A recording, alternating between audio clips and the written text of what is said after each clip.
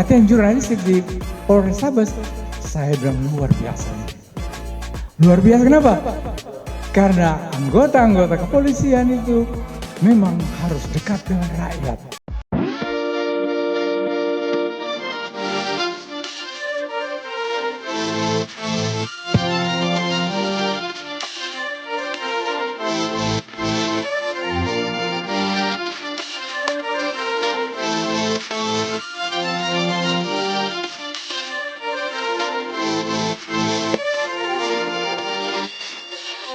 Tidak mesti kegiatan yang heboh sekali bahwa ingin menunjukkan bahwa polisi hebat sekali. Tidak mesti, Pak, yang biasa-biasa saja. Karena masyarakat netizen kita itu ciri khasnya seperti itu.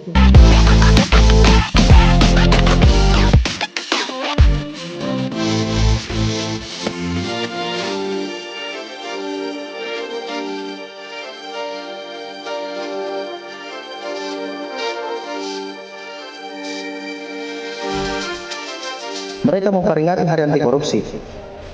Next, haunya itu, ini sejumlah polisi yang berunjuk rasa berjuang memperingati hari anti korupsi sampai polisi luka-luka. Gitu. Jadi ini kalau saya tanda begini struktur anuku. Kalau mau lebih ini toh.